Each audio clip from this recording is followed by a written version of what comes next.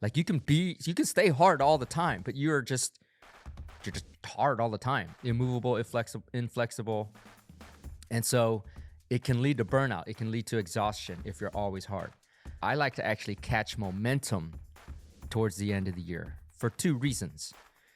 If you catch momentum now and go into the year on an up, you're actually out competing whatever percentage, 90%, 99% of the population that's coasting down, winding down the year.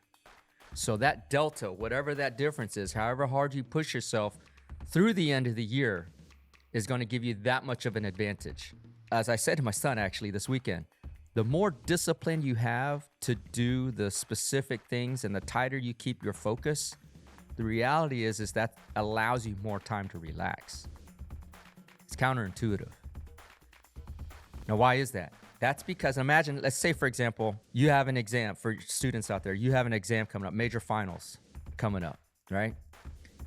If you stay tight on your goal of, just say you need a 95 to score an A, the grade you want. If you stay tight to that goal, I got to get a 95, I got to get a 95, and you implement the discipline to study on a daily basis, right? What does that allow you to do closer to the exam, like the night before the exam or whatever? It allows you to relax a little bit and absorb all that information you've been putting in your head all that time forward. What's up? Fantastic. Right. What's up?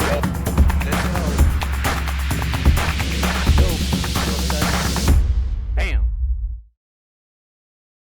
Yo, what is up, everybody? This is the End-to-End Podcast, and I'm your host, Dr. Yun Win. And as my friends affectionately call me, Ninja or the Prolific Ninja, my fans are my friends, so you can call me Ninja too. This is the End-to-End Podcast, the Alpha to the Omega, the beginning to the end, talking about life, motivation, inspiration, drive, self-improvement, success, and offering you morsels in this all-you-can-eat buffet called life. We're back in the studio post-Labor Day. It was a good Labor Day, but if you're new to the show or if you've listened to the show, I like to say that I always begin my show as I begin my days. I begin my days with an expression of gratitude. Immediately when I wake up, I thank the universe, I thank God for another day. So I start my podcast in a similar way. So thank you all out there in the audience who have liked, followed, subscribed, commented, shared the show. Thank you so much. We cannot grow our show without your involvement in that because we have no sponsors. I do this on my own dime, on my own time. I have a whole team that I pay that gets this out for me, which they do a very, very good job, and it's not cheap.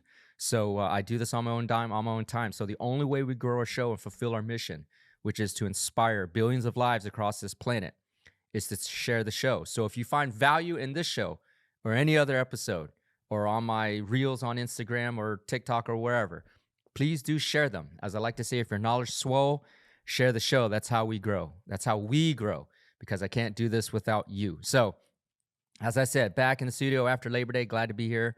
Hoping we get a break in the weather, but it's still hot as hell here in Houston, the Lone Star State. But the one thing I want to talk about today, because now we're 2/3 of the way of the year finished, heading into the last quarter of the year 2023. And I don't like to do things by calendar, but that's the way most people's psychology is, where they end the year, start new things, and go on and go forward.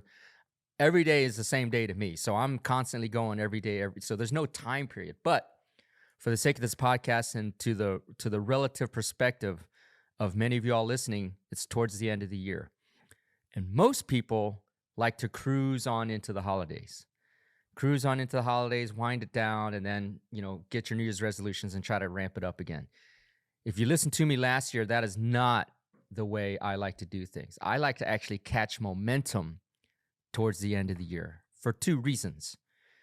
If you catch momentum now and go into the year on an up, you're actually out competing whatever percentage, 90%, 99% of the population that's coasting down, winding down the year. So that delta, whatever that difference is, however hard you push yourself through the end of the year, is going to give you that much of an advantage over whoever you're competing against, which life is a competition if you know me, right? There's only one winner at the end of the day. So you're ahead by that much if you catch momentum towards the end of the year. The second thing is those people that are winding down at the end of the year, it takes a while to ramp back up at the start of next year. So they're not starting to get momentum until February, March, even April, right? Because they're, sputtering along, fits and spurts, trying to get going. While you're already got your momentum towards the end of the year, you just keep sprinting. You're on a full sprint while people are getting started. Okay, so that delta again gets even wider at the start of next year. And so that's why I like to catch momentum towards the end of the year to try to not just close things out, but ramp things up. Okay, and so part of that is a mindset, a mentality, and that I like to call staying tight. Staying tight. Now, this is kind of a throwback or a reference to David Goggins, who I love, admire. His deal is stay hard. Every time he speaks in public, stay hard, which I get. But that dude's a freak of nature, right? He's just a freak of nature. He does, 200-mile races, 24-hour runs, all these endurance things, broke the world record for pull-ups, things that most 99.999% of the population cannot do. Even me. Like, even for my age group, there's no way, I could potentially, but it'd take a lot to go break the world record in pull-ups or whatever in my age group or my fitness level, whatever. But his mentality is stay hard, which I completely understand and I completely agree with. But that is a very hard bar, a very high bar for 99% of the people to grasp, much less implement. Staying hard all the time, because it leads to a lot of what many would consider to be burnout. Like you can stay hard all the time, but you're just hard all the time, immovable, inflexible, and so it can lead to burnout. It can lead to exhaustion if you're always hard. A one-off of that, which I actually use for myself, is what I call stay tight. Stay tight, meaning there is some flexibility at the edges, okay? There's some flexibility to relax a little bit or get your mental space right or get your physical aspects about yourself right. There's some room at the edge, but in the end, when you need to, you got to pull it tighter, okay? Think of it as a flashlight, like a wide beam flashlight, right?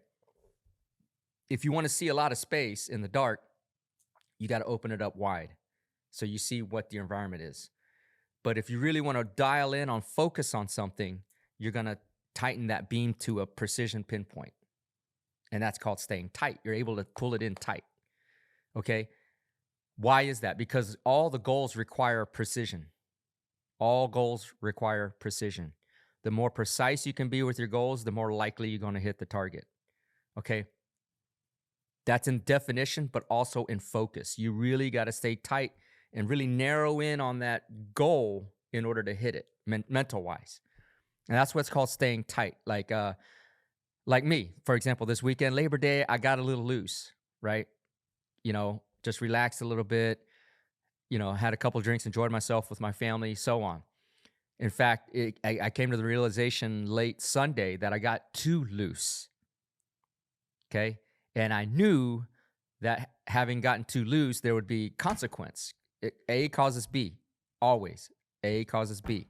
So I knew there was going to be consequence by being too loose, which I suffered on yesterday. And now that it took a whole day, almost lost productivity, lost time to get over getting too loose. And so that was my example. Had I been more aware of how loose I was, then I could pull it in and get tighter. Okay, and not have lost as much discipline as I should have. And that's the idea. I mean, if you talk to athletes, right? Michael Jordan, for example, he set the bar, and which moved on to Kobe. I'm a basketball guy. He would get into a full weight workout hours before an actual game, right? Why would you do that? You're about to perform in a game where you're being judged by the whole world, but you go into a full weightlifting workout prior to that. And you could read Tim Grover's book, relentless, and whichever the other one was, winning. And he talks about that. He talks about Kobe too. They get into full workouts before performance. Why is that? Because by going through that workout, their bodies are a little bit tight. And when your body's a little bit tight, you're waking up your muscles, your nerves, your what's called in clinical proprioception, the knowledge of where your body is in space, because you're tight. If you came in not tight or just too loose, it would take time to get to that point where you're understanding how your body is moving in space or how quick your reactions can be. So by working out ahead of time, you're closer to that goal of performing when it counts, when the world is watching to win the game. Championships, right? Arguably, the top 2 basketball players ever. Sorry, LeBron fans. But the point being is that they get tighter. They get tight on narrowing their mind focus, their body, their reaction time, their proprioception, all these things around athletes, right? And so that's called staying tight. Now for you out there, whatever your goals are, career, money-wise, success, networking, sales, whatever it is, you always have the mentality that you have to stay tight around that, right? Tight meaning that you don't lose the discipline or the focus on what the ultimate result is. The thing about that is staying tight and maintaining that discipline and goals, as I said to my son actually this weekend, the more discipline you have to do the specific things and the tighter you keep your focus, the reality is that allows you more time to relax. It's counterintuitive. Now, why is that? That's because imagine, let's say, for example, and this is a personal example.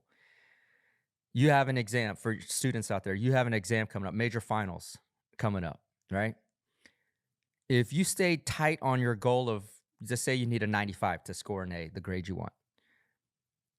If you stay tight to that goal, I got to get a 95, and you implement the discipline to study on a daily basis, right? What does that allow you to do closer to the exam, like the night before the exam or whatever?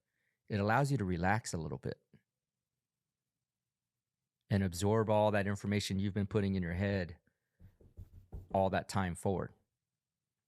Now, if you were too relaxed and didn't stay tight on that goal of getting a 95 on that final, right? You relax, what ultimately happens? Well, you catch yourself the night before having to cram for the exam,